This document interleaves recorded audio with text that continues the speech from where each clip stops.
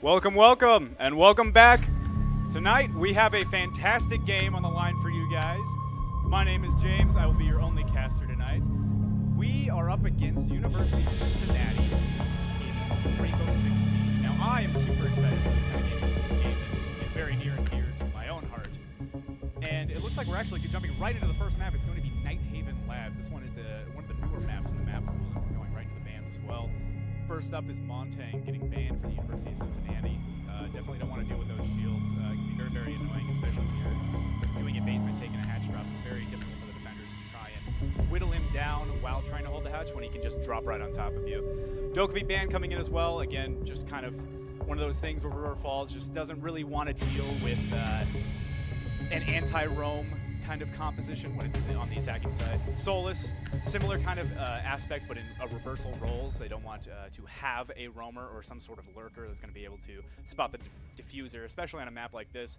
It's very easy to take Solus on the first floor when it's a second floor bomb site and simply just impact the floor and take out the person who's diffusing. So fantastic bans. Mira is obviously another banger. Everyone hates Mira, no matter who you are, whether it's on your team or you're fighting against it. It's always going to nip you in the bud, so fantastic bans coming out right here. It looks like we're actually going with the Azami. Now, this is actually pre-Azami nerf right now. The next patch that's going to be coming out with Deimos is going to be nerfing Azami and those keeper barriers. There's going to be there's going to be a health maximum on those, and you're going to be able to shoot them with DMRs, any kind of gun really, but DMRs are going to be your best bet to break through those barriers. You're not going to need to bring any more sledge. You're not going to bring an Ash anymore. You're not going to have to bring any more kind of solo hard breach to try and get rid of those pesky Azami barriers when they're stuck in little corners, and you don't have to whittle down the defense as much. It's less more of a getting rid of the 5-second meta and more of a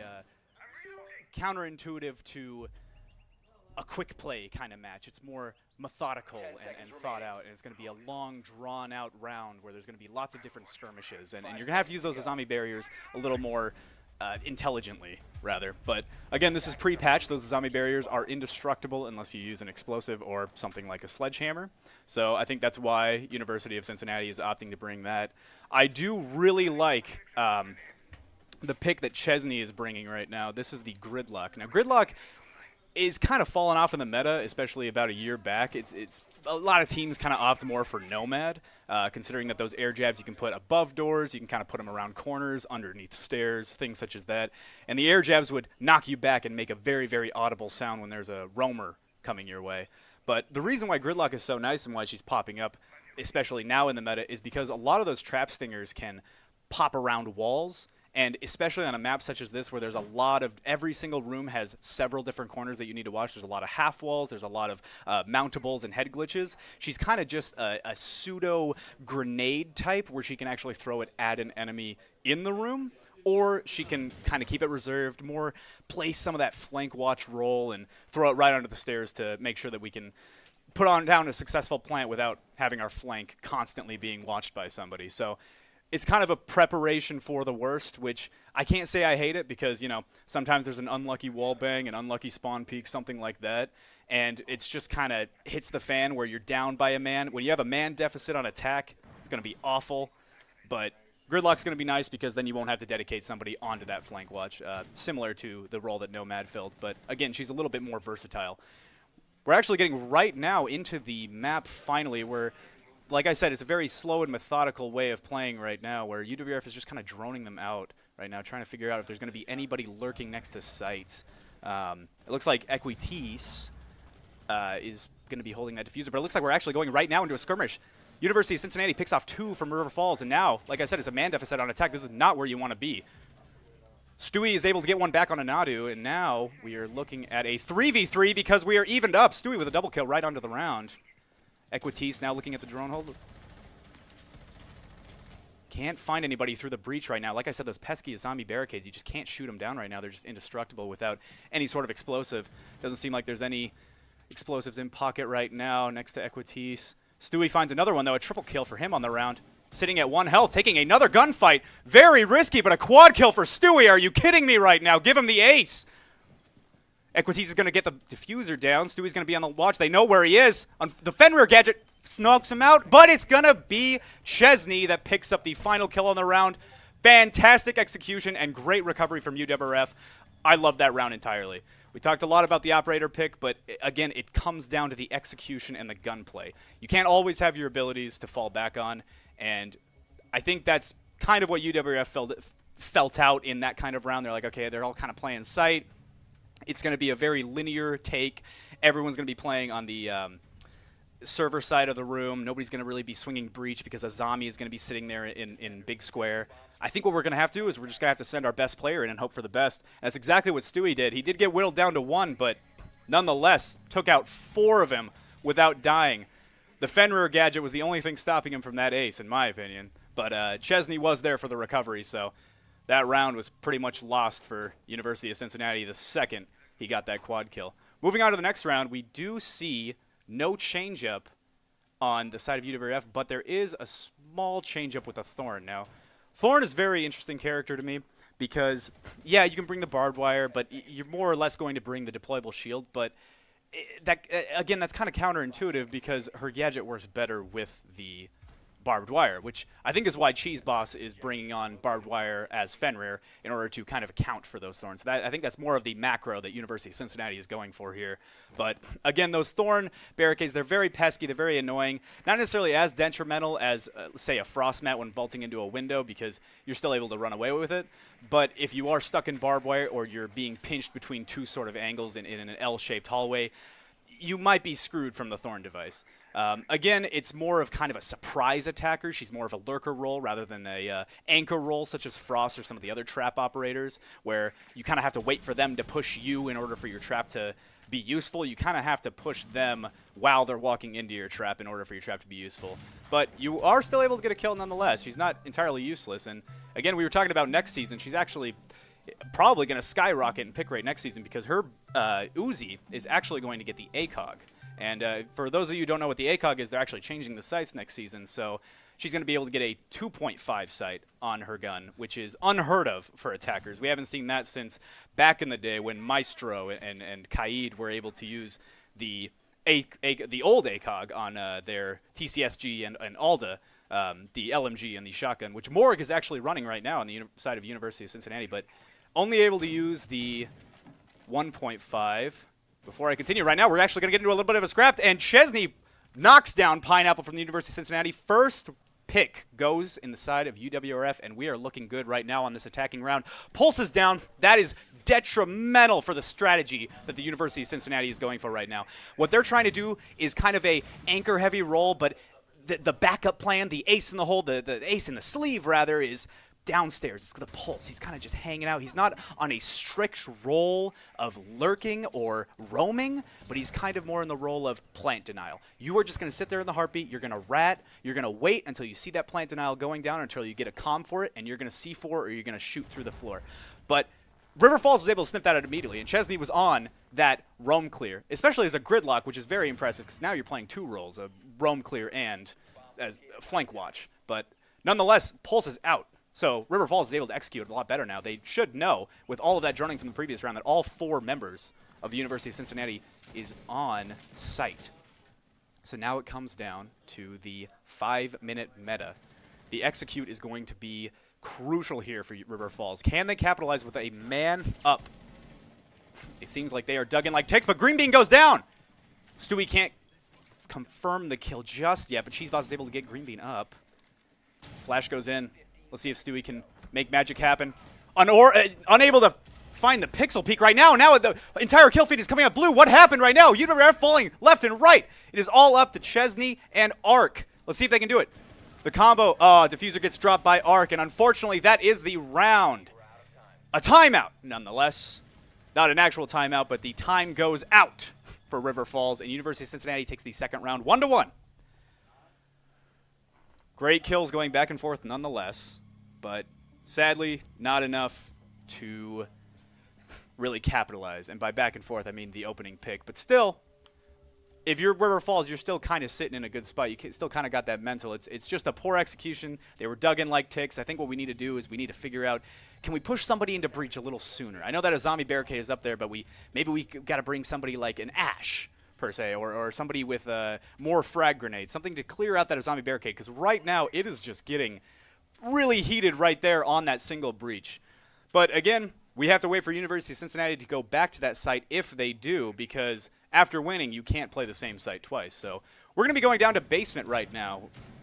Let's see. We're going to opt for a rotate through nanotech. Now, this is an interesting strategy that you see a lot in pro play, but not so much as ranked. And this is also kind of figuring out what to do now that Mira's banned, and kind of an alternative to Mira right now. See, they're not shooting out the entire wall of nanotech going into the B-bomb site, but they're actually just shooting out a little bit of the headspace, so they're able to get some angles, but nobody can really vault through or walk through in case that River Falls swarms the site and goes for a basement rush, which they may very well do now that Thatcher, which is surprisingly unbanned on this map, running Thatcher Thermite combo, one of the strongest attacking combos in the game, they might be able to just bust entirely through the basement wall, but that's not what we're doing here. WeCon is actually checking to make sure that there's no spawn peekers going right now, checking for all those gadgets. The IQ is going to be pivotal here, finding all of those Legion Mines, as well as Kaid Claws, and Bandit Claws for that matter. We're going double anti-breach. Not going to be able to sense out the Oryx, though, because it is not a gadget he has. It is simply just flex.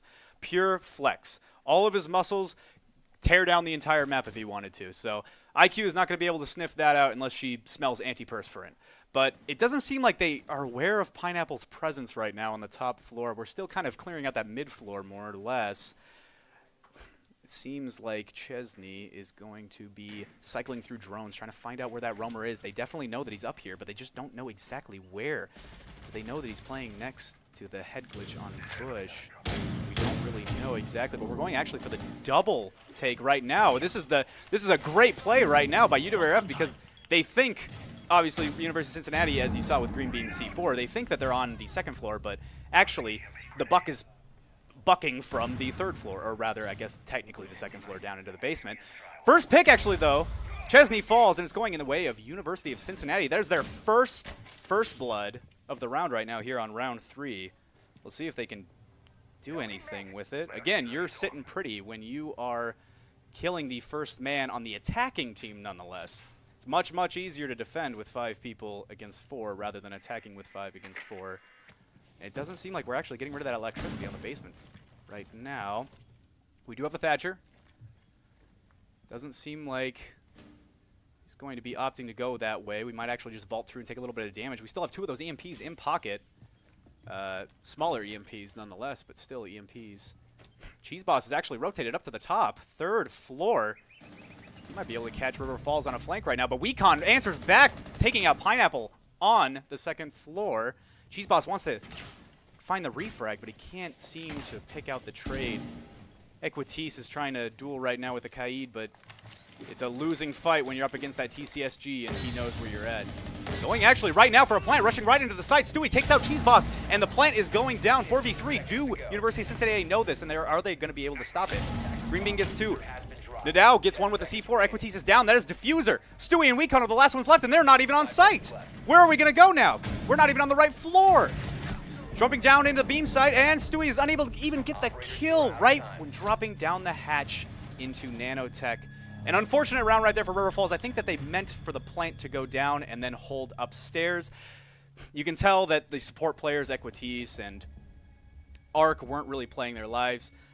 Chesney definitely wasn't either, but that's completely fine. Again, for the strategy to work, you can't be trying to play your life when you want to get that plant down. You need to prioritize planting the bomb first. So I think that was the plan right there, was smoke out, have coverage from up top, as well as 1 down there on the floor with you, and then plant the bomb. Unfortunately, it didn't work out the way River Falls wanted to, with a C4 sailing from Nanotech, which, again, is why they busted out those holes I mentioned at the very beginning of the round. But it doesn't seem like River Falls wants to change up their strategy at all. They do know that Cincinnati has to go to a different site now. But running the same exact comp, I'm not so sure if we want to do that for the middle floor. But the coach might be cooking something up. He knows. And these players, they've been practicing with each other. They understand each other's macro. We're going to find out if they can succeed in their role on a completely different site. 2-1 for University of Cincinnati. And River Falls, like I said, trying to keep the same, keeping the old guard on the team right now, but we're actually going to see a change. Arc is going to pick up the B-Man. This is going to be a fantastic round. Now, this is This is very, very interesting. Now, the bees are going to be able to actually sense out any of the roamers if they walk through it, as well as anybody playing on site. It's going to be a projectile. So you're going to be able to see them through walls from a safer distance rather than someone like Jackal who has to kind of get up in their face and track their feet, which, you know, can provide a lot of opportunity for backstabs. But the bees are a lot nicer for cutting off rotations. Not as effective as someone like Nomad or Gridlock, but I think River Falls know that, and that's why they're bringing Gridlock, is for double flank watch. And again, I think this is exactly what they needed right now, because the thing that's been their Achilles heel, although the second round it was more or less just the execution, but the first the first round and the third round, excuse me. Oh, we're actually getting a swing in right now. Wecon takes down Green Bean, and that is a 4-5. For University of Cincinnati. Are they going to be able to pick up the man deficit, or is it going to just go into the way of River Falls? He's just going to get away with it. Wecon is out. No way to refrag. An unfortunate mistake right there from Green Bean. Unsure why the Azami was so pushed up without any support. Using all of those barriers immediately as well, right onto that little head glitch. The Azami had no utility put down into sight. He was capitalizing. Oh, and a fantastic headshot by Wecon right there. That was beautiful. Wecon with a third. Nato does trade it back with an arc, but an 0-4 player, you're going to take that as long as Wecon is popping off right now. 4 kills, 4-2 right now. And we'll see if they can get another one right now. Nobody's actually peeking the B site. They might be able to go right in for free. The Fenrir gadget gets taken out. Again, these zombie barriers are actually working better for the attackers than they are for the defenders. None of them were set up into sight. It didn't seem like. I think they anticipated for everybody to hold this top site, but it completely fell apart once we had that opening pick. Equities is trying to look for a jump in, and this is the exact same strat that we had last time, but it's going a little bit better now because of all of the frags that Wecon has been able to bust out. Actually not going in for the jump in. We're actually going all the way around. It looks like we're going to be playing for the kills. We're not playing for sight anymore. We want to hunt them down. And it looks like we found one of them. Chenzi takes down the Maestro, but Cheese Boss is back on a refrag. Wecon goes down. It's going to be a 1v3 situation for the defender. Is he going to be able to capitalize? Equities is going to be in there. Pops his smoke. Trying to plant the bomb onto B site. 4 seconds left. Is Cheese Boss going to be able to? Does he even know where he is, actually? Does he know where the thermite is? And it doesn't matter because Chesney and Cheese Boss trade. Oh! When two amazing gunners, when an unstoppable force and an immovable object meet each other, you get a trade. But unfortunately, the trade favors River Falls when you are up by 2 players. Now that was a fantastically executed round by River Falls, all on the back of Wecon, I would argue. Great multi-kill right there. Most of the kills that round, but it seems like it's going to be a wide kill participation through River Falls. We're not going for 1 fragger or 2. We're actually going to be settling for 3. Chesney is going to be on that flank watch. A lot of the kills are going to be coming out from the protection of their team. Stewie is just going to be going right into the site as we saw with the first round, and Wecon is going to be more on that tactical role, some more of the vertical destruction as well as the initiative. Wecon did get that opening frag and was more of playing the role of an entry fragger last time, which is very surprising to see an IQ on. See, entry fraggers, you kind of want to have utility that doesn't matter as much as some of the others. IQ is invaluable, especially with the team comps that University of Cincinnati is running. When you have people like Kaid or Thorn, or, I mean, even Maestro, you're able to see those glasses through walls when they're activated. You're going to be able to see all of those and give all the comms you need from your IQ to the rest of your team. But having Wecon on the entry frag role, it's actually been working out for River Falls, at least for the last round. See, the reason why I would assume Stewie is because you could have your, main breach go through and your main soft breach be the entry fragger. But the reason why Buck is so good at entry fragging and soft breach is because he has that shotgun. It's less like Sledge as an entry fragger and more like a pseudo shotgun / assault rifle Ash. He's able to run in, flash, use the assault rifle for long engages. But as I'm saying that, it looks like Cheese Boss is actually going to take out Stewie. I don't even know where that was from. Oh, I see. He was able to peek the hallway right there and go onto the run out. Unfortunately, you can't be playing on Terrace without having your team drone at first, and I think Stewie knows that now. Down a man on the side of River Falls. Let's see if we're going to be able to capitalize back. The trap stingers go out, but nobody is there to step on them, rather. Green Bean just shoots them out. It's the same as zombie play that we've been seeing, and Wecon is in the same angle. I don't think they know that he's here, but it doesn't matter because Morgan gets a flick right onto Wecon, and now it's a 3v5. Equities is trying to take out the Azami. These pesky zombie barricades, like I always keep saying, We got to find a character that can take these ones out. We need an Ashe or somebody. It doesn't seem like University of Cincinnati is bringing a Jaeger or a Wamai or anybody to catch these projectiles. We need some sort of projectile explosive to take out these zombie barricades. Oh, and a one-tack from Equities to bring it back. Unfortunately, still a man advantage from University of Cincinnati, but that has got to be a morale booster. And now you know, with that barricade going up, that nobody's playing in storage. Might be able to walk in for free, but unfortunately, he does get to walk in for free, but he's the last one alive. It's just Equities. Arc is able to get one back from the grave with a Claymore. Almost gets wall banged right there, and a clutch moment could perhaps be happening right now. A double kill right now, a triple kill on the round, but a double kill in succession for Equities. It doesn't seem like he knows where the last one is. Do we have drones out? Do we have any sort of flank drones or any sort of sight drones? Fenrir Gadget goes out. Don't die to the... Oh, if he died to the Kaid, then that would have been one sore round, but he doesn't. But it doesn't seem like he also knows where anybody else is. Popping smoke, but another Fenrir Gadget activates. Cheese Boss is going to know that. Actually, Cheese Boss is playing Fenrir, definitely going to know that, knowing exactly where this is going down. Must be pushing, trying to shoot through the smoke, but misses, goes through the rotate. Is he able to find him? No, and Equities goes down. The little revolver pistol, usually used for opening up rotates, takes out the support player for UWRF, and that is tragic. Almost a clutch on the round. But actually, a clutch nonetheless, swinging in the opposite direction, is Cheese Boss from the University of Cincinnati, taking out the last player. Now that round was hectic. That was definitely a scrap. We were going back and forth. River Falls was at a man deficit, two-man deficit from the very beginning, really. And once the execute came out, we were able to bring back the man count by one, but after that it just started falling, and the dominoes just kept going one after another. And then Cincinnati got a little greedy, got a Claymore kill, tried to run out onto the Thermite. Thermite was able to get a quick double by, you know, taking out the run out and then rushing into sight and taking out the Lurker.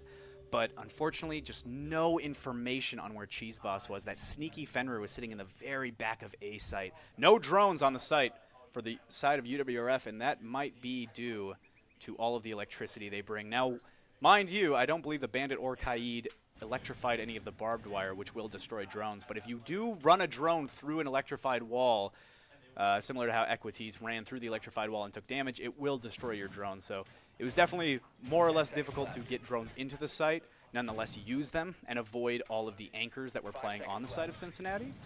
But it wasn't as severe as, let's say, a Mute or a Mozzie, where it's just simply impossible to get past them without some sort of EMP grenade or a Thatcher grenade or something such as that.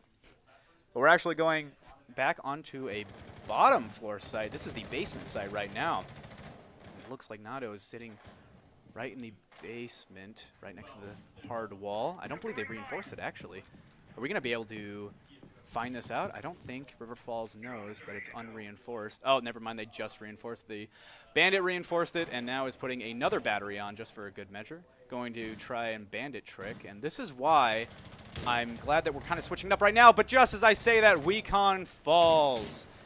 And Pineapple gets the first pick on the side of Cincinnati. They did bring the Ashe. They did do exactly what I said. But unfortunately, it doesn't matter for this site. Because this site, you know, you're not going to be using a lot of those as zombie barricades. It's mainly for those top floor sites where you have all of those different sneaky head glitches and where you need to defend terrorists with your life, because if they get through that wall, then it's over for the defenders, which the zombie actually did. They played top square fantastically. They put all of these zombie barricades where they needed to. The only time that they lost that round when those zombies were up was because Wecon got a fantastic early pick, but unfortunately that is not going to be the way of this round. Oh, Yellow Ping comes through, but no wallbang is able to see them. It doesn't seem like the Yellow Ping is actually going to be right onto the Legion, and the Legion is going to know now that he's getting pinged. He's going to play aggressive right now. Do they know? But they don't! Where's the communication? River Falls. Stewie falls to Cheese Boss, and the Legion is still alive up top. 7-3. Unstoppable. Seems like they're still trying to search him out, but they still don't know where he is. Cheese Boss is just going to go prone right here behind the table in Command Center. Chesney is going to try and sniff him out, but it doesn't look like she knows. Equities is trying to just engage those thermites, but the frost is making it, or rather the snow is going to make it very, very difficult. Whatever those are in those cryo canisters. not a chemist, I don't exactly know. Chesney gets lit up a little bit, taking a huge chunk of damage. That is not what you want to see in a 3 to 5 man deficit. We're able to get a wallbang right here, though. Equities doesn't know. There's no droning or no information on the side of River Falls, busting out windows, and roamers are just sitting right there on the other side of it. Chesney actually does, with the 25% health that she has, takes out Pineapple, the Fenrir player. Good pick at first, but we need to do more right now. We do have the top floor control. However, I believe that Cheese Boss is still walking around. No, he actually rotated down from the second floor to the first floor, exactly where Equities is. I don't believe they know. We need to set up some flank cams or something. We do have Chesney still, but none of the trap stingers are out, and nobody knows where Cheese Boss is. Gets a backstab, a melee kill. Nadao takes out Equities, and now it is a one-man show with Arc up to clutch with 4 seconds left. This round might be a goner, I hate to say it, for River Falls. No chance to win that one. And another round for the sake of Cincinnati's mental state. They got to be feeling good after that one, and River Falls needs to figure out what team comp they want to run. It seems like they're trying to adapt with bits and pieces, but an entire team overhaul is probably what they need more. 4-2 split on the attacking side. Nighthaven Labs is actually known to be more of an even distributed map, but the defenders are still going to be a little higher on the win percentage. So a 4-2 isn't terrible. Neither team is going to be coming out of this feeling super good or super bad, although Cincinnati probably feels a little better. But River Falls does know that defense is going to be a little bit easier. We can, try some new things, maybe put them on their heads, throw out some pocket strats that maybe they're not used to playing against. And I think that's why Stewie is going to be on the Azami. Sorry, pardon me, not Azami. Goodness golly, Aruni. Similar names. But other than that, it's going to be a similar comp to what Cincinnati ran with the Thorn and the Kaid.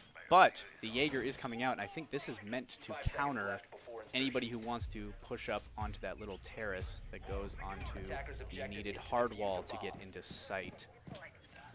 And Stewie, I don't know where he put us up those Syria gates. Either it's going to be on the wall or the windows, and those Syria gates are actually indestructible. You can't kill them, but you can disable them for a temporary amount of time by throwing either a drone, a grenade, or a person through them, for that matter. But once they're disabled, they still come back up if shot by the defenders after, I believe it's 15 seconds. So we're going for a hard mole kind of strategy where we're just kind of digging in as much as we can. We have 4 anchors on site right now. Weecon is the only one, I believe, lurking around outside of the site, but other than that, everyone is actually playing inside of the site. Stewie is even playing inside of the site, which is somebody you see roaming more or less often. Arc is trying to get a little bit of a rat strategy in here right now. That shotgun, all you need to do to make it kill is believe. That is the only prerequisite to make it hit your mark. You just have to believe in that shotgun. So let's see if we believe enough as the audience, and if Arc believes enough in his shotgun. We're actually going for a rush strat on the side of University of Cincinnati, and they jump in. I don't know if River Falls knows it. Chesney is down. They do not know that the rush is coming through right now. Equities is going to open up those side holes in Command Center just to go out and see top of square, where there are 2 players from Cincinnati sitting, but Cincinnati's playing it slow. They understand that we could rush in with Ying. We do have a lot of rush players, but we're actually doing a half-and-half build. We're going to go pretty slow. We're going to make sure that there's no roamers with the Jackal, and then we're going to strike. We're going to make our mark right now and push into sight. That is the whole purpose of the Ying and the Thermite, while the rest of the supporting cast is mainly for flank watch. And a great shot right there by Pineapple. Headshot Stewie. Stewie goes down. Weecon is actually on the flank, but gives away his position by shooting nothing. Let's see if Pineapple can get another one. Oh, and a fantastic shot, knowing that somebody's behind the bomb chassis. Great droning right there, but Art gets one back onto Green Bean. 2v4 situation, totally clutchable, but Cheese Boss is in the sight. Do they know? Do they know that the Ying is right next to them with 43 bullets into the LMG? I don't believe they do. But Weecon takes out Cheese Boss nonetheless. A great flick, most likely, considering that he was turned around. And Weecon with a double kill. It's good. Even man count right now, brought back by Weecon single-handedly. Going to be Morgan Pineapple versus Weecon Arc in a retake situation. Like I said, Weecon, they all banked on this lurk strategy. They thought that Cincinnati was going to come from the east side of the map, but in reality, they came from the west, and they just didn't prepare for that. Which is the most unfortunate part of it. And a great crossfire set up by Pineapple. He gets both kills. The crossfire takes out the player in rotate as well as the person coming through middle door. Sitting in IT. Another great round by Cincinnati, but River Falls, very, very close. Almost gets the clutch right there by Wecon. Brings it back to an even man count, but once that diffuser goes down in this map, especially on top floor, it is so easy to play a crossfire in IT and command center. That is almost an unstoppable crossfire to get through, especially on a retake situation where the attackers know where you are and have droned the site multiple times to have all of those drones scattered around in all the corners of wherever they need to. But we're actually going to take a little bit of a pause right now. Seems like we're having a little bit of a technical issue, so you get to see my beautiful face, nonetheless. Great rounds to start, lots to talk about, especially the player pick. I think the player pool and the compositions of all the teams are the most interesting part about it. Like I said, when you play ranked, especially at higher levels, you don't see a lot of characters that have team synergy, right? You don't have a lot of players that play things such as Castle, right? Or something such as a Ying, unless they're solo queuing and they want to screw over their team. The game is actually still going, so I think we're going to pause here pretty soon. But other than that, we'll switch over once it's ready. It seems like River Falls knows what they want to do. In hindsight, I think their team composition was actually very well done and very well drafted. It was just that one little thing that they needed on the attacking rounds, and that was an Ashe. Anybody else would have been great, but an Ashe would have been perfect. They needed something to deal with that Azami on top square, and they just couldn't figure it out within the 4 rounds that were allotted to them. But now we're talking about defense. And while we are still going right now, there was no tech pause. We are actually jumping right into the round. There is going to be no prep phase for you guys. You're just going to jump right into the action. And we're going right away with Green Bean taking up the wall on IT, going off of Terrace, or rather the electrical side of Terrace. Peeking into electrical, can't find anybody, but Cheese Boss does. Oh, the pixel peek. Green Bean takes out Arc. I don't understand how that wasn't a headshot, but that was fantastic shots nonetheless. Understanding that somebody is there. Green Bean actually gets a team kill right now. Must have been aiming at somebody else, but Morik falls. It is now a 3v4 due to the team kill. Let's see if the defenders can pick up. They know where they're coming from. It's going to be more of a rush strat rather than slow and methodical like last time. We still have 2 minutes on the round. So much time to do whatever they want with drones as well as utility. It doesn't seem like River Falls wants to play aggressive. They don't want to even the man count. They don't want to push out and give Cincinnati a free kill like they have been.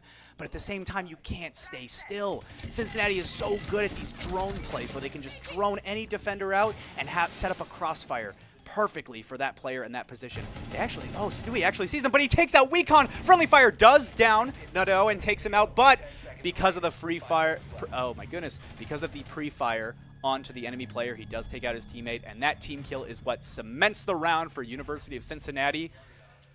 Almost a clean sweep, but ends very, very scrappily. Started very clean, but then 5 seconds happened, and we end the round at 2 minutes. But we are going to take a little bit of a timeout right now. This is not a tech pause. This is some time for the players to kind of adjust and figure out what their next game plan is going to be. And I believe the coaches can talk to them during this time as well. So going to get a little bit of a pep talk from the River Falls coach, as well as University of Cincinnati can use this time to talk to their players as well. So I think we're just going to kind of figure out what we want to do. It seems going to be a half and half composition again, where half want to lurk, half have utility for anchoring, and half of the operators don't really fit into the composition at all. And I think that's the biggest thing that we need to cement out right now for River Falls, because all of these opening picks are going in the way of Cincinnati for the past 3 rounds. But I think we're getting back into the game pretty soon here. 6-2 in favor of Cincinnati. River Falls will be able to come back if they play as a team. I think the biggest thing right now is the information game. Somebody like a Valkyrie or other players with bulletproof cameras such as Frost. Anybody like that is going to be fantastic to bring along. But we're actually going to opt for an Azami, taking a play out of University of Cincinnati's playbook. I wonder where Stewie's actually going to set up, because this is going to be a basement side. Assembly is going to be kai'd off and muted off. Actually, the hard wall on Assembly is going to have double anti-breach. Seems like Chesney is going to set up all of those Castle barricades in the basement. Castle is a fantastic character, by the way. Very, very undervalued and underrated. With the buffs coming next season where the UMP is going to get the ACOG site, I think Castle's pick rate is going to skyrocket. But I love what River Falls is doing right now. I think that this team composition, I think that that tactical timeout is exactly what they needed. I think it was time for the coach to say, okay, we need to change it up. We can't be playing so submissive right now. We need to kind of go a little bit more on the aggressive side. We're going to bring Kaid and Mute to try and hunker down the basement site because that's how you kind of want to play the basement site. But we need to get these opening picks. That's how we won our 2 rounds, is by getting those initial aggressive plays. And that's why we're bringing the Azami right now, is because we can make cover wherever we want on the map now. And we can move up the stairs, down the stairs. It doesn't matter. You can set up that barricade on any vertical platform.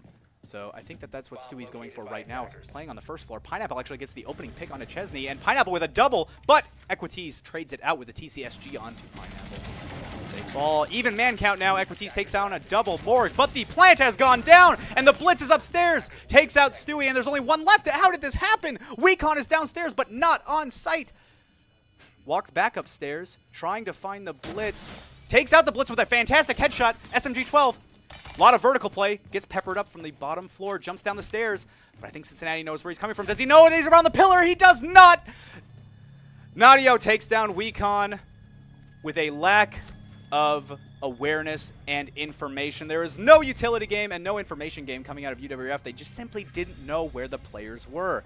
Almost a clutch. Plant went down immediately, and good trades came out on the side of UWRF, but that blitz play on the top floor was paramount in their victory. An unfortunate round falls by the wayside for UWRF. Completely winnable, but unfortunately, it was just not in the cards, and it was not in the information. That is the name of the game. So we're going to see how River Falls is able to spice up the next map. I don't believe if we know what the next map is, but we're actually going to be waiting 2 minutes, taking a 2-minute... What's that? Clubhouse. It's going to be Clubhouse as the next map. Great map, actually. One of my favorite maps. One of the oldest competitive maps in Rainbow Six's history. Clubhouse is known mainly in the comp scene as the Roam Clear map. This was coined mainly by Space Station Gaming, back when Canadian was their IGL. You see, when you play Clubhouse, you kind of want to play all of the different floors. We're going to take a little bit of a break right now. Just mainly so I can, get some water. It's all for me. But we're going to take 15 minutes, come back to you with the second map of Clubhouse. And, yeah, I'll see you then. I'm excited. I know you guys are excited. Let's go.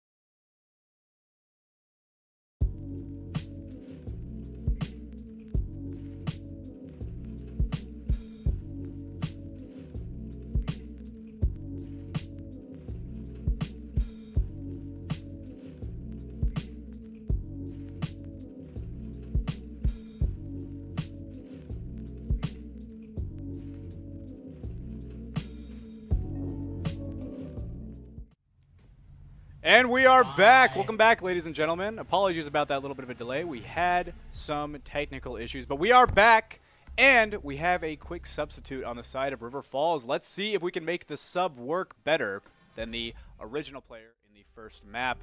We're jumping onto Clubhouse. Like I said earlier, this is one of my favorite maps. It's one of the older maps in the comp pool, and I wonder what the bans are going to be because last map they were kind of, you know, pretty standard. It's going to be a Dokkaebi. Nobody wants to deal with the shield on Montang. Nobody wants to deal with the Mira windows for Mira. But we're actually going for a Jackal, and this, again, is what I was talking about last time we were here, is that Jackal is a very good roam clear operator. And what is Clubhouse known for? Roamers. So, it seems like Cincinnati wants to take out all of the, or actually, it's the UWRF's band. River Falls wants to take out all of the roam clear, mainly because they're starting on defense. I assume they're going to be focusing on a very heavy roam game rather than playing site, maybe 1 or 2 anchors / lurkers. And if you don't know what a lurker is, it's somebody who kind of plays near site but not directly onto the bomb site.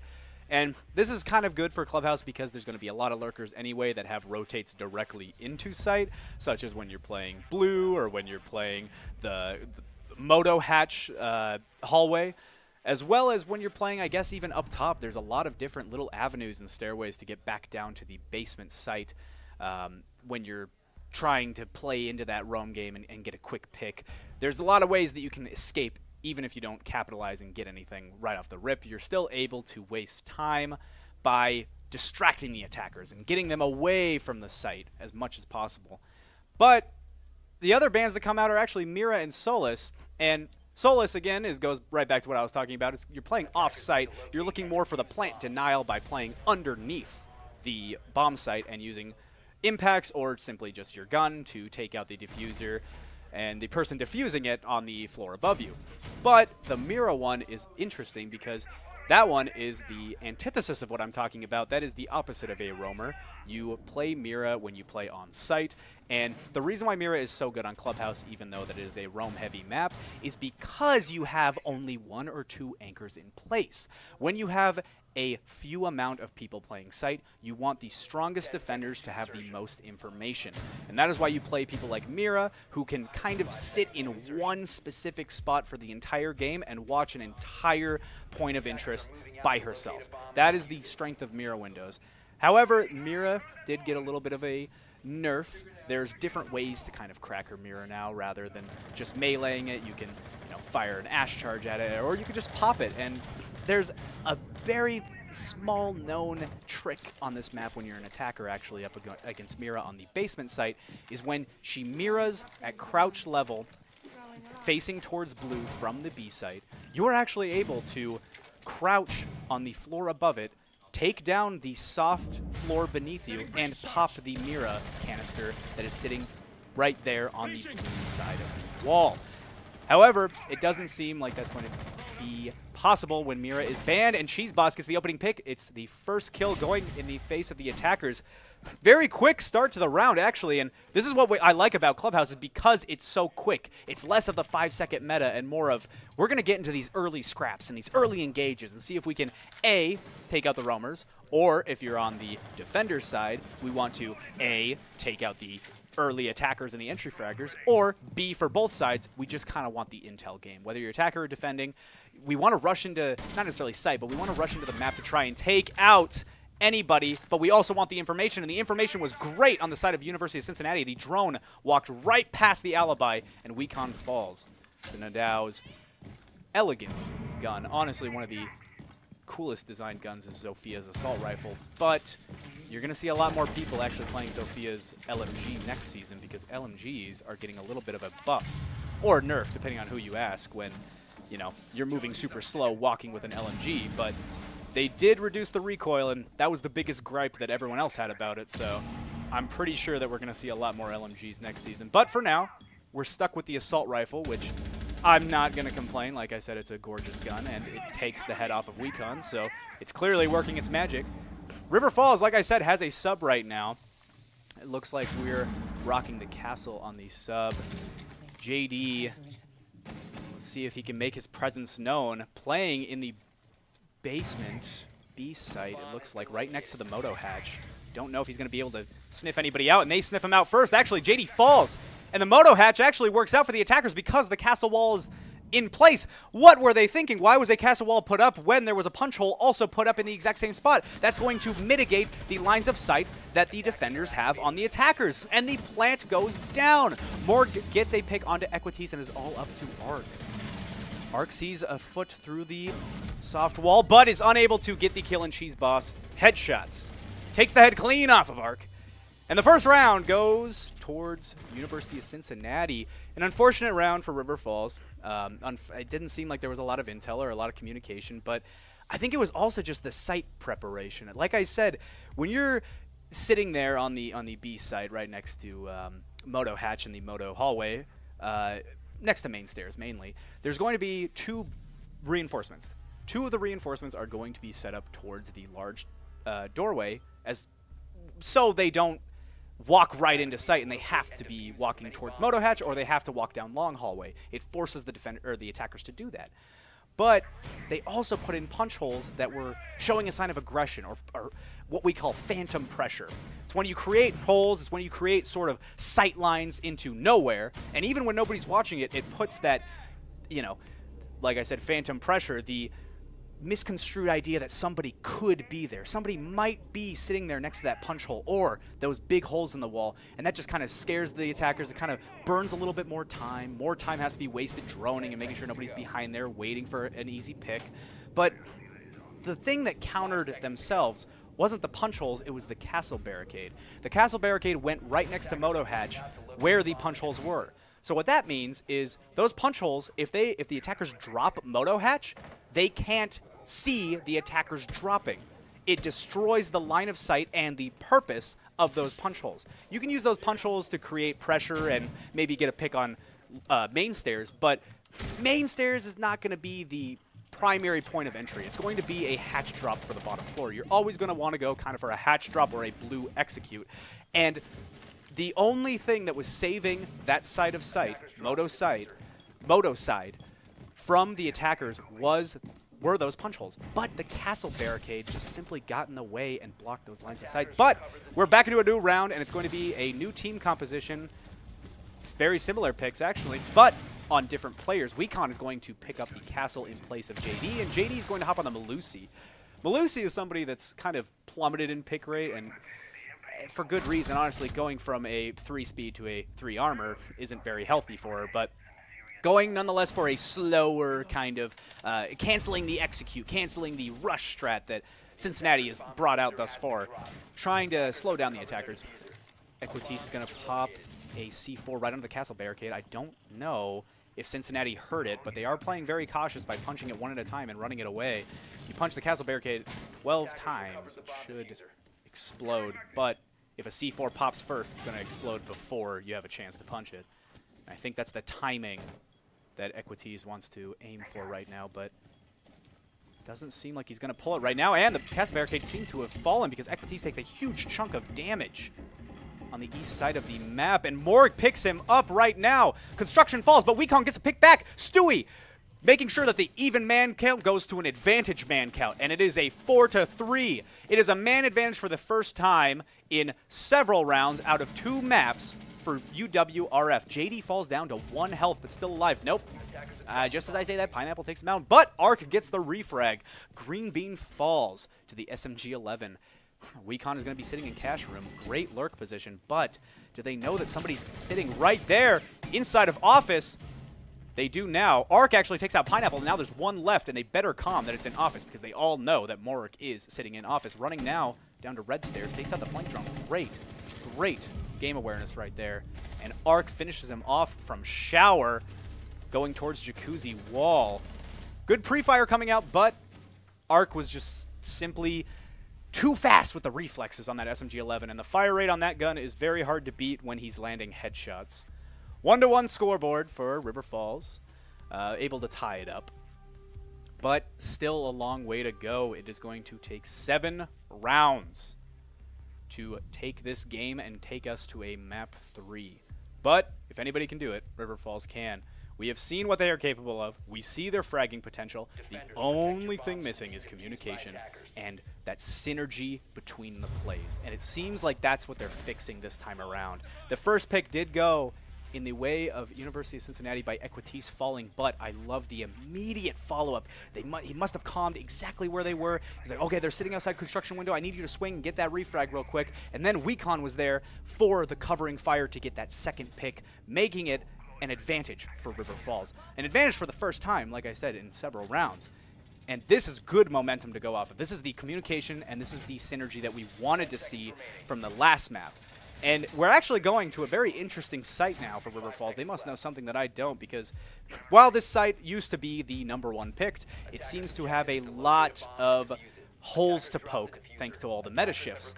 While Azami and Wamai are very, very nice to bring, especially for rafters, it is very difficult for the defenders to kind of hold out when you're up against a coordinated team such as University of Cincinnati.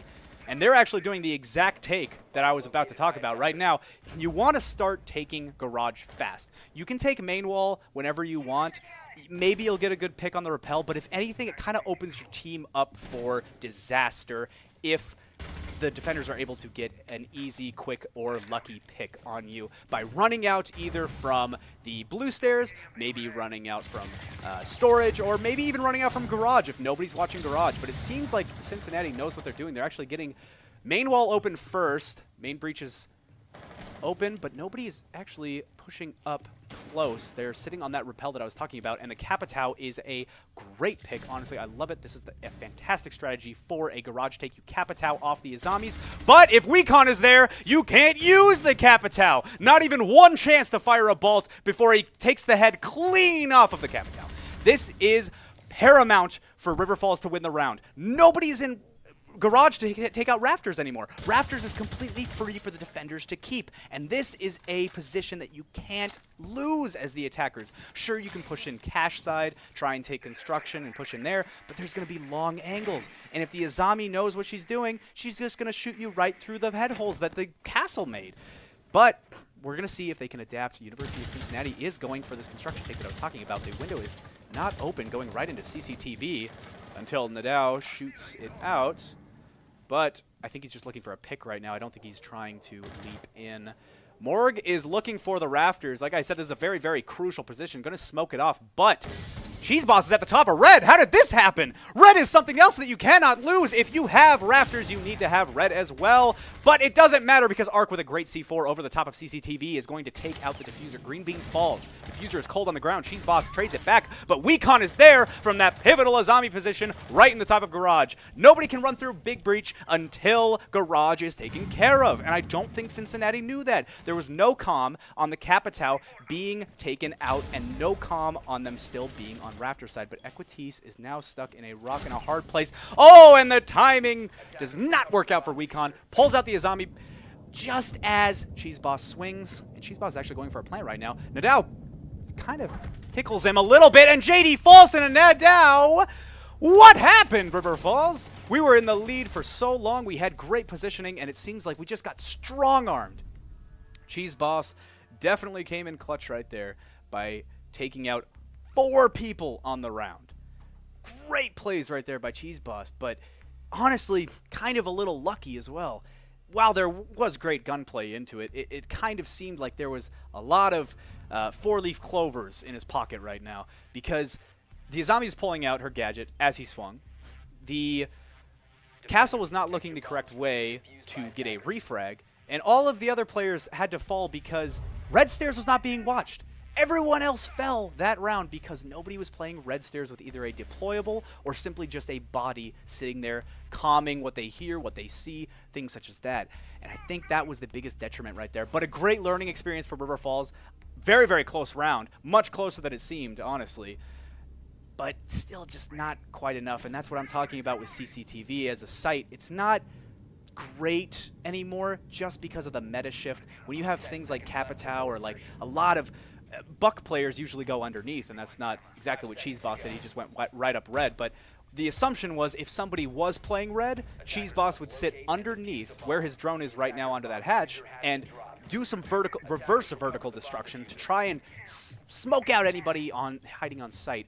But because somebody droned and they calmed that red was clear, he was able to just walk up for free, and that can just not happen. Similar to how rafters cannot fall, red stairs can also not fall. There are a lot of prerequisites to make this site work, and it doesn't seem like River Falls is aware of that.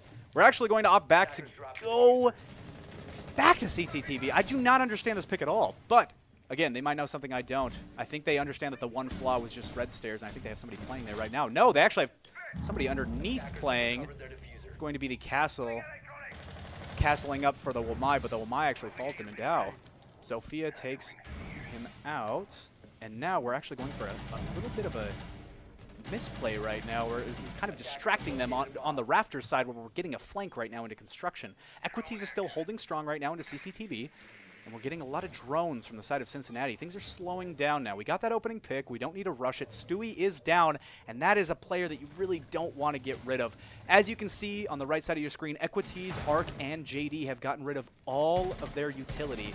Recon and Stewie both have utility that charges over this time of the round. So the longer that the round goes on, the more useful they are. And he falls, but Wekong is able to get a refrag onto Morag, but before traded right back out by Pineapple by taking out Equities.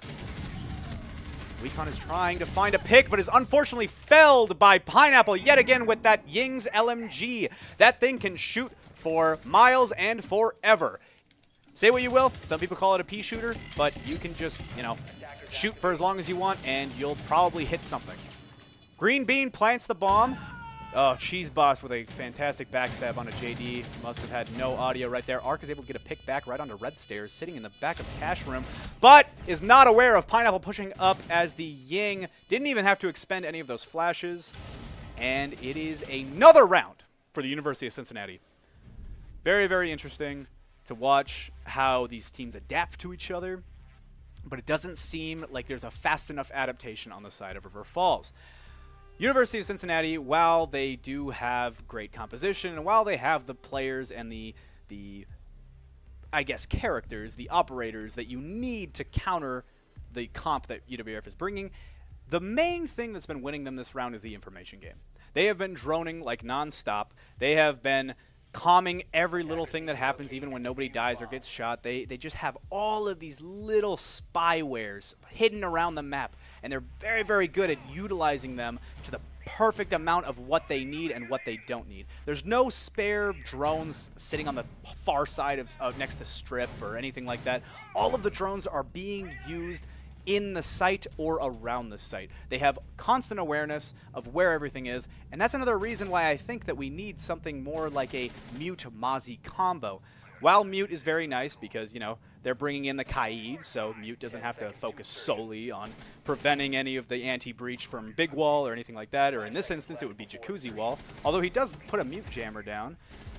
He can technically just play Drone Denial and that be sufficient enough, but it seems like Kaid is going to go somewhere else with those Electroclaws. He still has one in pocket.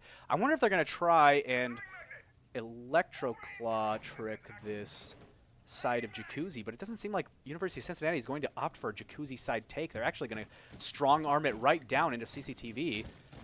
Probably going to take out Office Hatch first as they bring the sledge. That's kind of a guaranteed. You're always going to want to take out this hatch, again, just to put that phantom pressure, even if nobody's playing it. You want to have that open so the defenders have to have somebody looking at it, just in case somebody is there. Cheese Boss is right into Kitchen.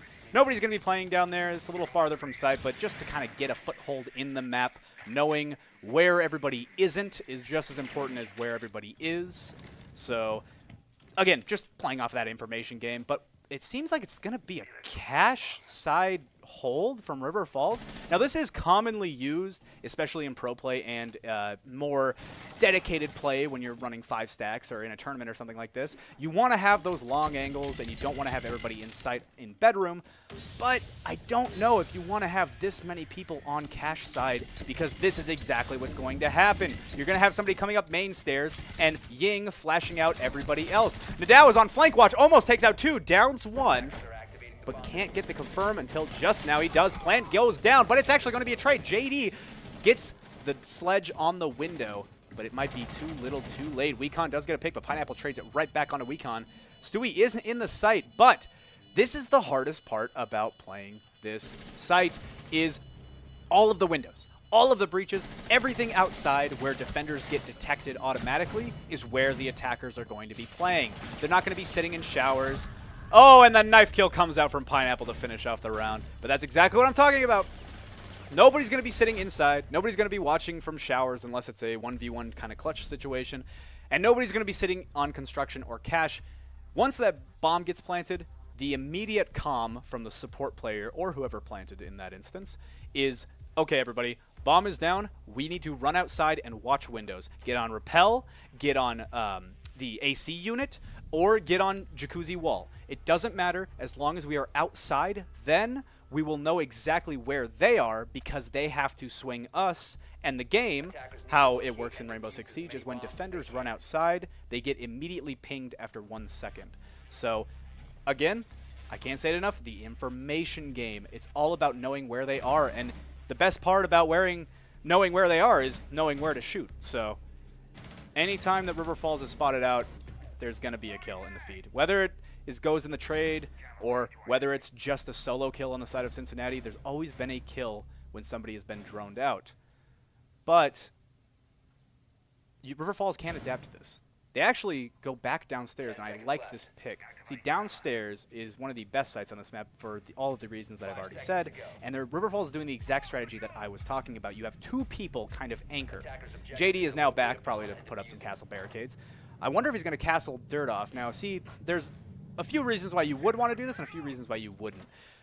The first reason why you wouldn't is because if nobody's playing dirt and they have something as easy as a Thatcher Thermite sledge combo, then you could have a shield operator push up from dirt very, very easily, and that is almost impossible to deal with if you have blue control or if you have main stairs control. There's less prerequisites for the attacker team to win if that's castled off. But the reason why you would want to do that is if you're running a heavy, aggressive roam comp, right? You want to get those opening picks so they can't afford to go dirt. They can't afford to waste players by pushing down this very slow tunnel and taking these very long gunfights that may take up to a minute. That is something you can't afford when there's 4 roamers on the map that are not playing sight, but 2 go in the way of Pineapple. Great flick right there onto Stewie. Stewie and Weekon fall, and the kill feed comes up blue. 5-3 in favor of Cincinnati. Now we have the rest of the players playing on site. JD actually opted to stay in to A site, playing onto that dining wall. Ark is playing the blue side wall. This is usually where you would want to put up a Mira that I was talking about. But again, Mira is banned, so there's no way for him to do that. He's just going to have to go off of audio cues. And he does hear the drone. That's actually very good game sense, but unfortunately, Pineapple does get a pick onto JD, and that is not good. Oh, and there's no communication right now. Equities has no idea where Pineapple is, but Pineapple does fall. The ace is denied by Ark. 1v4 clutch situation. Can he do it? Takes out the second. Great headshot right there. Can he take the heads off of any other ones? The plant is going down. I believe he knows this. He does have a C4 in pocket. Does he know where the Habana is on main stairs? Do they have a crossfire set up for him? He just needs to wait for his prey to come into him. But he can't do that when the plant is going down. He needs to swing this now. He can't be waiting. It is a 1v2 situation while the plant is going down, and now it is a 1v3 retake situation. This is something you can't have happening. Need to play a little bit more aggressive. Great first 2 kills, but unfortunately, in a clutch situation like this, those are mistakes you can't afford to do. He does get the third. A little bit of a spray and pray right there from the SMG-11, but he does take him out. 2 more to find. This is all about reaction time. There's less communication and less information on the side of River Falls. Is he going to be able to find these 2 based on pure primal instinct? He does see the Habana prone, doesn't land the shots, and gets ticked up quite a bit. 12 seconds on the round. He does need to make this go fast, or else it is not going to be enough time, and Cheese Boss finishes the round off by taking Ark down. Almost a clutch, but the ticker was ticking, to say the least. There was a timer, and 12 seconds is not where you want to be in a post-plant 1v2 situation. You see, it takes 7 seconds for the bomb to be defused by a defender, so in reality, he had 5 seconds. And you can't really find 2 kills, especially when the Habana is going upstairs for more vertical D, in 5 seconds, unless they are really trying to throw. So it was kind of a lost cause once that timer got a little too low, but a valiant effort nonetheless. A few kills on the board for Ark, almost a clutch situation. Great try. 5-1 for Cincinnati. Still on the defender's side, though. So this might be a good opportunity for River Falls to show what we have on the attacking side. I don't believe... Oh, they are still basement. Okay, so I am correct. They are still on the defender side in basement, but they're going for a little bit more of a different strategy than River Falls did. We're reinforcing both hatches as is needed, but we're getting the Wamai, we're getting the Oryx, and Oryx can jump up hatches. He can go from one floor to the other as long as the hatch is open, but it doesn't seem like that's why they brought him. I think they just brought him to have the speed and maneuverability to run around the top floor in case he needs to get out of a sticky situation very fast. More of an entry frag role rather than a flanking role. Less ratty and less sneaky and more of kind of in your face up front. But that's kind of what you want to do as Oryx when you're going 11-3, so I see no problem with it. Stewie actually gets lit up a little bit. Only about 25% of his health goes down from a spawn peak. Great drone positioning, though, by Stewie.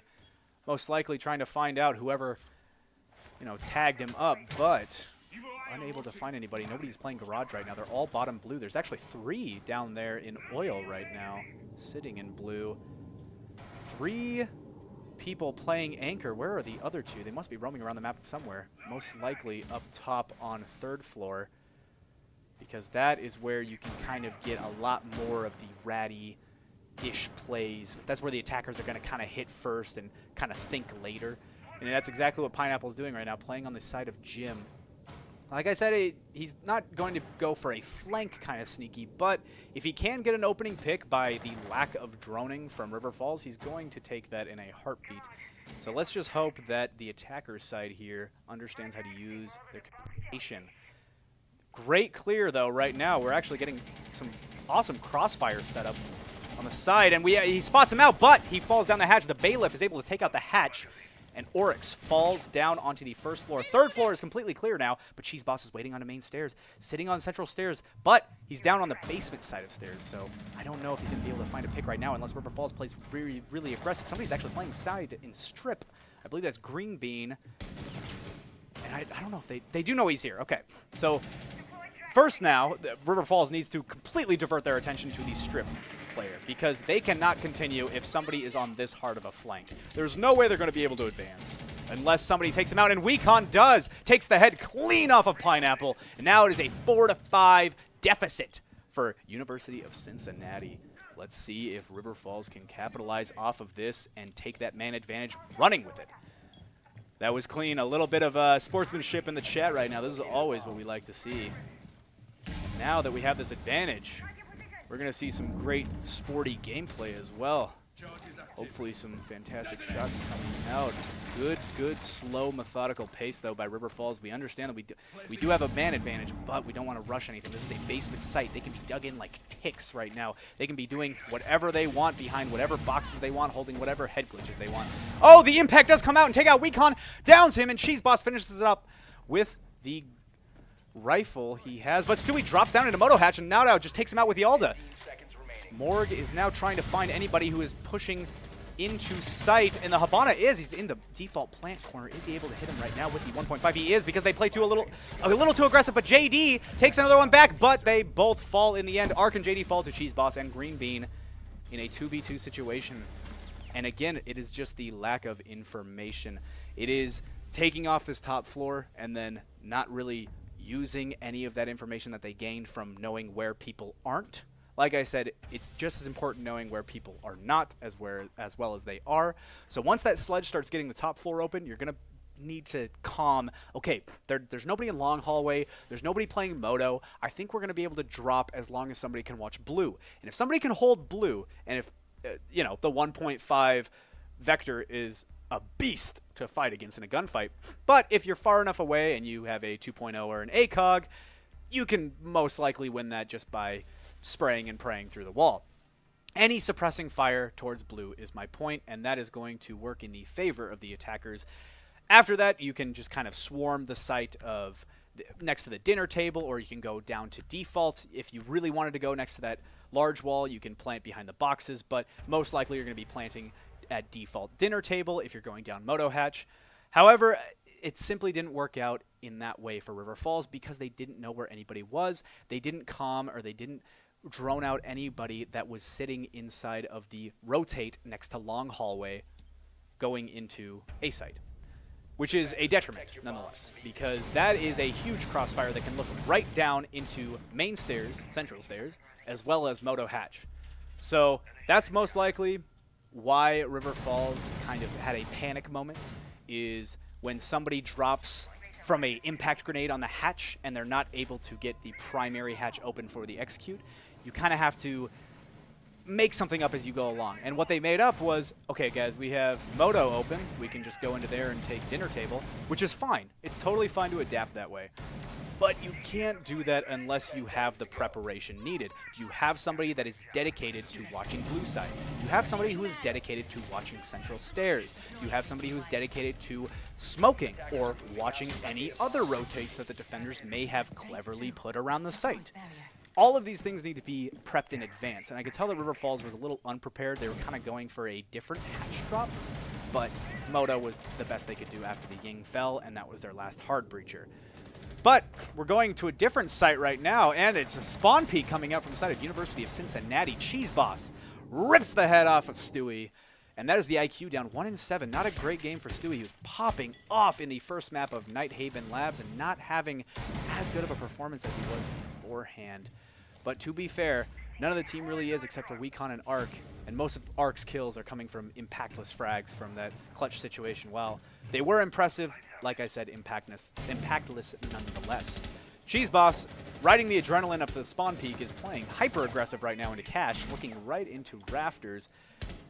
You know, playing around with some jiggle peaks. Nobody can fault him for that. Everyone has. But River Falls is going to push right up into CCTV and try and get this wall open. Wecon is waiting for the comm to throw a flashbang, and I wonder if they're just going to rush in without taking out a wall at it. And again, the Valkyrie is ready for it. This is what I was saying. The crossfires are paramount for this. They are absolutely needed. They are required for this site. You can't have all of these people and all of these dominoes ready to fall unless there is a backup plan, and that is what the Valkyrie is for, is to watch the Jaegers back and make sure that they don't push in. River Falls has a pretty good response though right now. They're bringing JD over right now. He's going to pop open with the Super Shorty, the top part of the Cash wall. Wecon actually just takes out the Jaeger of Cheese Boss. Great shots coming out. Are they able to push into Cash though is the question. Fantastic pick, but there are still players to go through. You still need to work through construction, and you still need to work through the site itself. Doesn't seem like a lot of the defenders are actually playing site right now. If River Falls drones this out and they're able to spot a point in where the defense is weak, they might be able to push off of this. Because right now, we do have the Bandit underneath for C4. There's definitely going to be a Valkyrie camera, and the IQ fell earlier in the round, so they're not going to be able to spot it out unless it's very, very visible, which is the most, you know, heartbreaking thing to see. It's the perfect counter for a Valkyrie, but, you know, just spawn peaks the worst possible character.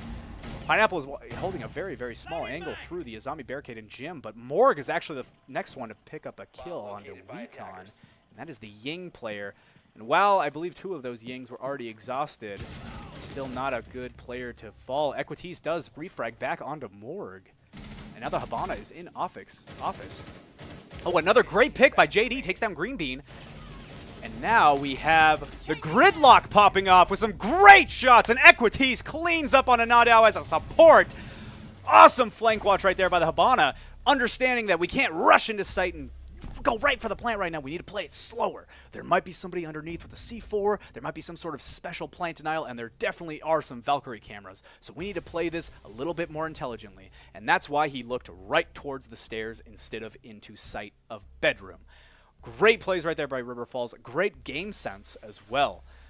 Being able to figure out exactly where everybody is just by hearing gunshots and just by hearing footsteps and just by understanding where these players are most likely going to be playing, that is what won them the round right there. Knowing that the Bandit is going to be underneath, whether it was commed or whether it was droned, knowing that he's going to be on those stairs is the only thing that prevented that allowed them to win that round by not getting the plant down, ironically. But that's only one round, 6-2. We need to scrape back 4 more in order to go on to overtime. And even then, we have to win 2 more in overtime before they do in order to take the map and move on to a 3rd one. Very, very tall task, especially on the attacking side of Clubhouse. But they did it last round. I'm sure they can do it this round. Going on to CCTV, I already pointed out all of the little flaws and the little issues that come with playing this site, so let's see if River Falls can sniff those out as well.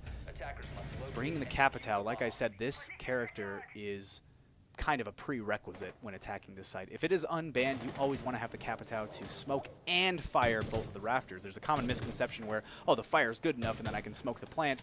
You need to dump utility onto the rafters if you want it. If the Azami knows what she's doing and she knows where to dance and she knows where to play around the fire and nobody is going to be hitting headshots or shooting her while she's on the cross, then you are going to need to smoke the door and the stairs in order to push up and go around the Azami barricades.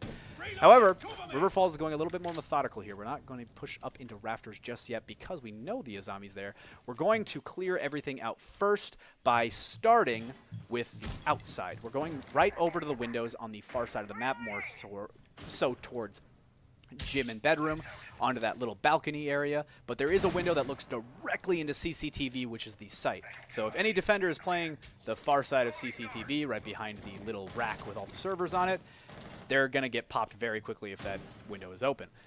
Doesn't seem like anybody's going to be playing that, though. They're playing it pretty smart. And I'm surprised that nobody was able to capitalize on either of those kills. Both players whiff shots. Pineapple a little slow to the punch, and the Buck just simply not seeing the head of the Azami.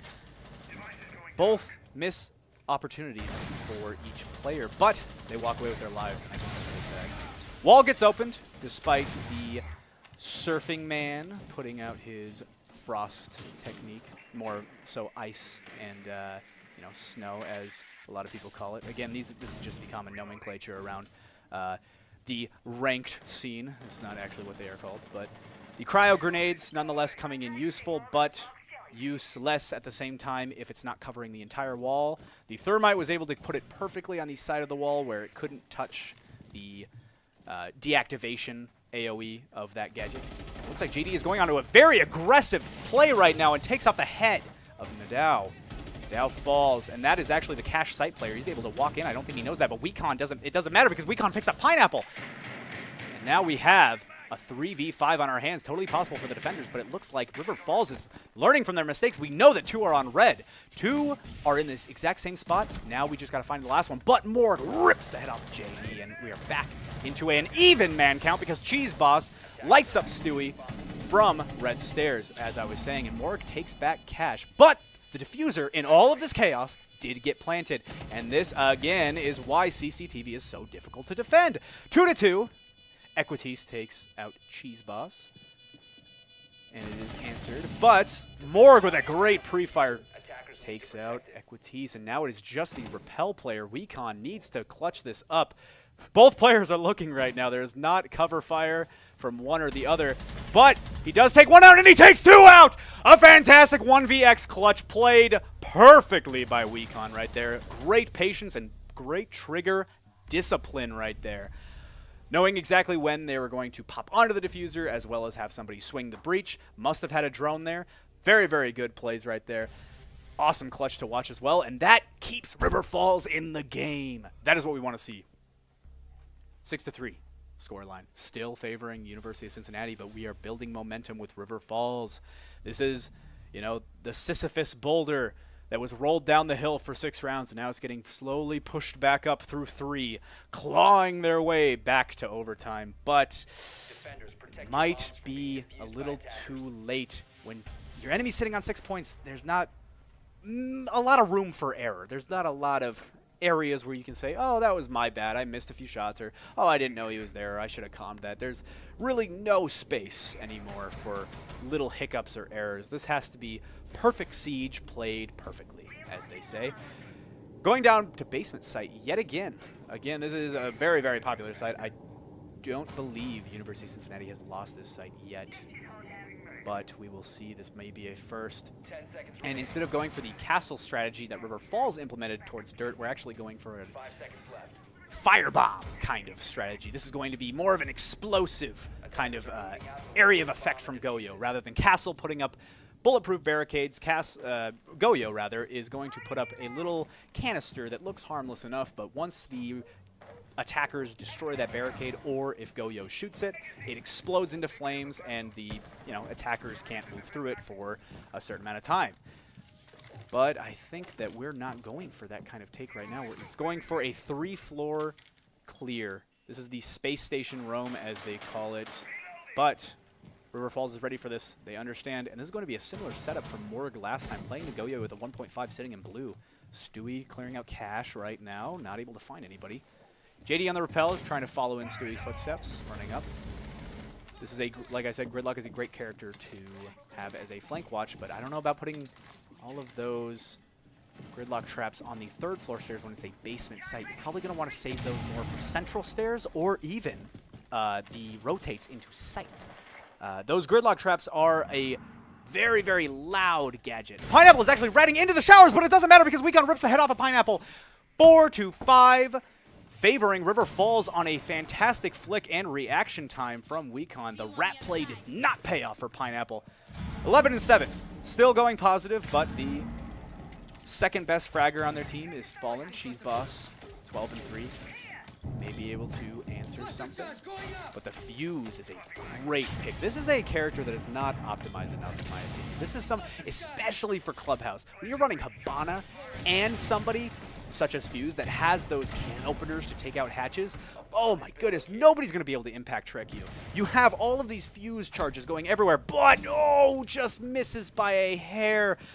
Flick does not come in quick enough for Weekon, and Cheese Boss takes him out.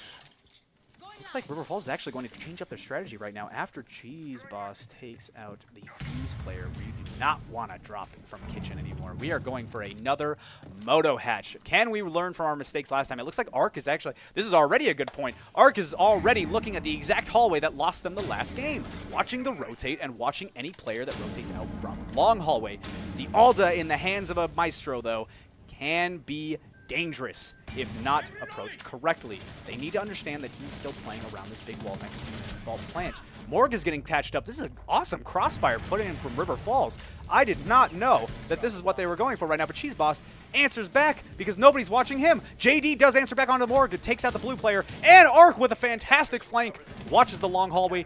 Takes out Cheese Boss, and now takes out Stewie, but it doesn't matter because Ark is there with a triple on the round. That Alda, like I said, it shreds, but if you can't turn fast enough, it doesn't really matter. Great round nonetheless, 6-4. Everyone seems to be getting a little tired, it seems like, in the gameplay. This is going to be more of a game of attrition rather than information. Who can last the longest in this big of a game? This means everything to River Falls. This either means that they're getting sent home tonight with a 2-0 loss, 0-2 loss rather, or it means that they're clawing back and they mean business for a 1-1 scoreline going on to a 3rd map, which I'm sure they would be very comfortable playing on if they can win this one with a 6-1 comeback. Winning 3 rounds in a row is, you know, stellar to say the least. I'm excited to see what we're going to do here in this round. We're going back to basement for the side of UC, University of Cincinnati. But River Falls is bringing a similar comp, but there's a little bit different here, and I don't know if you can spot it, but it's the Ash. Stewie is 1-9, but with gunplay such as his, as we saw from the last map, it's not like he can't frag out. I believe it's just something to do with either the communication or the positioning that Stewie has been put on with his role. He's been running into fights that he is unaware of, or he just simply doesn't have enough of a supporting fire to help deal with multiple members of University of Cincinnati.